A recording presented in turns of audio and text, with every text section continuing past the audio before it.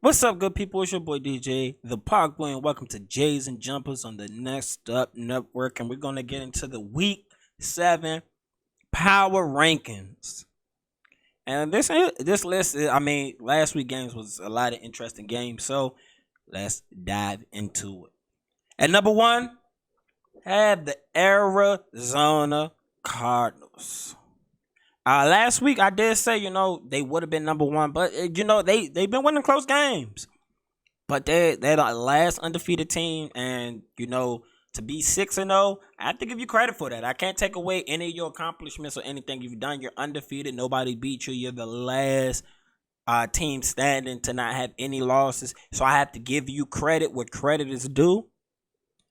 And until somebody beats you guys or embarrass you guys, you're going to be number one. You're going to be up here for a long time, as long as you keep playing the way you're playing football.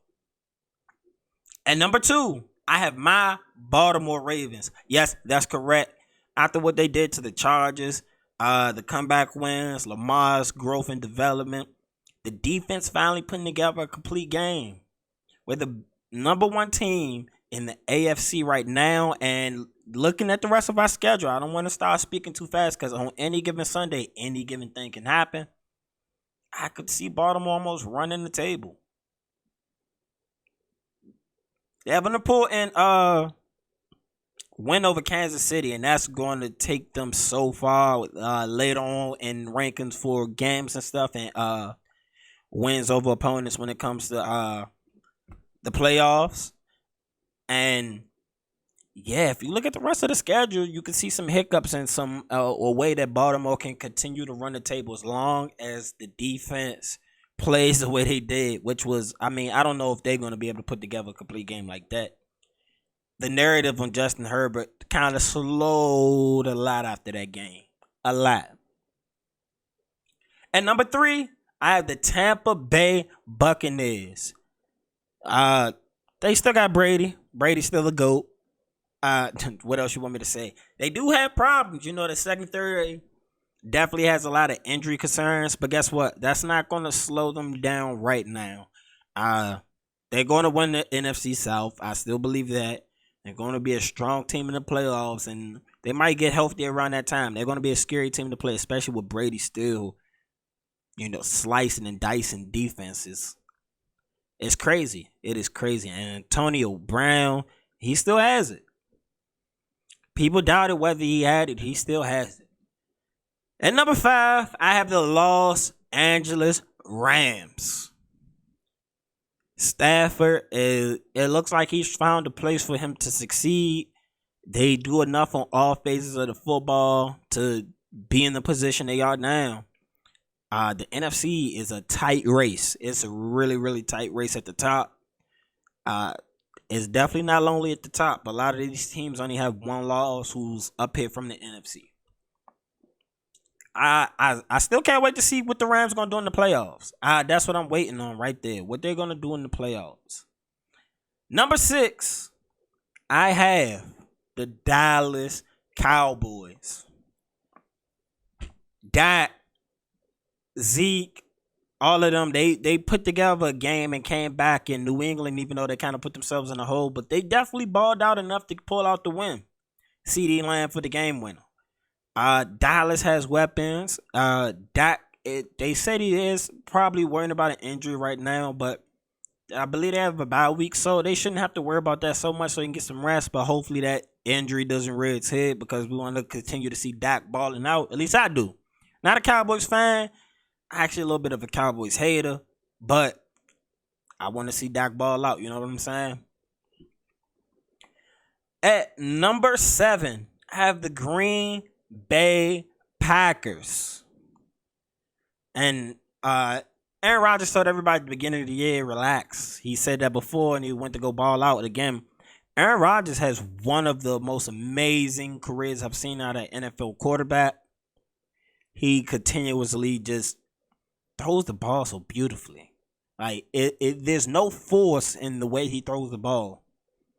You know what I'm saying? He's not forcing the issue. He's just making plays happen, and you got to appreciate that. I think Green Bay is going to be a tough out, especially in the playoffs. Of course, as long as you got one of those guys at quarterback, you're always going to be a tough out at the playoffs. But yeah, he told the Bears fans he owns them. His whole career, I've owned you, and I still own you. Strong words, man, but it's facts. And number 8, have the Los Angeles Chargers. They've only filled 3 spots in my power ranking from last week. The Chargers got beat bad. They got beat bad. I'm a Baltimore fan. I was happy to see the game like that. I was expecting it to be more of a high-scoring game, but it was a lopsided game. And, I mean, lopsided was not the word. They got beat in all phases of the game. Herbert said he saw defenses that he's never seen before. Baltimore, of course, we always try to disguise things on defense. That's kind of been our thing forever. Hopefully we can keep on putting on performances like that, but I don't think the Chargers are gone by any means. They're going to keep pushing through. Herbert's going to keep growing. That team's going to keep growing, but their defense is hurting them so bad. They're hurting them so bad. At number 9, have the Kansas City Chiefs. They got Patrick Mahomes. As long as you got Patrick Mahomes, I believe they should always be a top 10 team in my power rankings, barring the wheels falling off, which it doesn't look like. In that second half of the Washington game, they woke up and turned into that quick strike offense that people have to worry about. Their defense is just so suspect. So suspect. They're giving up too many points, too many yards, too much of everything with not enough pressure. And they need Chris Jones back. You know what I'm saying? They need some pressure, and they're not getting it at all. They're looking completely lost for sorts. And that video that shows Tyrann Mathieu continuously throwing his hands up as he watch what's that, Sorensen get beat? Seems to happen once a week. He's looking like, how did you get blown in coverage? And he's just looking at him like, man. But that's the Chiefs and their defense. Number 10, they came back, man. They had a rough week, and that's the Las Vegas Raiders. The John Gruden stuff, everybody knows, was despicable. But the team had a bounce back performance and put out the win. Derek Carr had a really good game. It's going to be interesting to see how the Raiders play out the rest of this year. I put them at number 10 because I like the games they played in which they won. Of course, when people lose, you never like those games, but, I like the games in which they won. It's really going to be interesting to see how the rest of the team keeps on continuing to push on, even with the John Gruden stuff. But, I mean, I like their offense. They're firing on all cylinders on offense. And if Derek Carr just continues to do Derek Carr things like he's been doing, he's not the all-amazing top 5, well, I'm going to say probably like top 7 because football really has really good class of quarterbacks. He's like in that tier underneath the stars. But he's really good. You know what I'm saying? He's really consistent.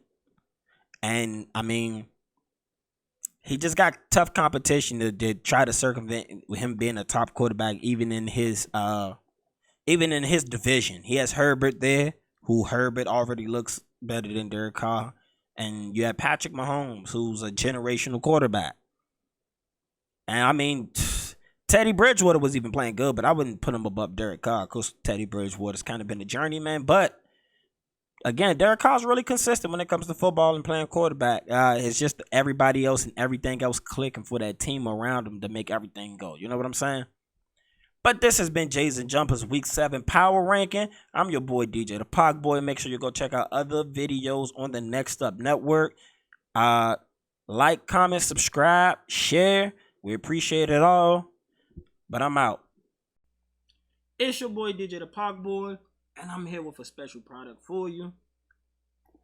I got some Delta 8 weed from JK Distro, and I'm saying it's amazing. It's clean, smokable, and the best part is they deliver it right to your door.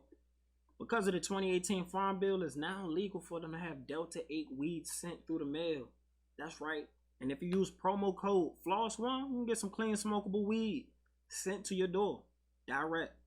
You have options. You go right there to jkdistro.com. You look at all the strands they have, which is a lot. You can even get you some edibles. You can get you some wine. Anything in between you can think of. You put in promo code FLOSS1, you're going to save you 20%. So go ahead, hop on that now. Make sure it's in the description.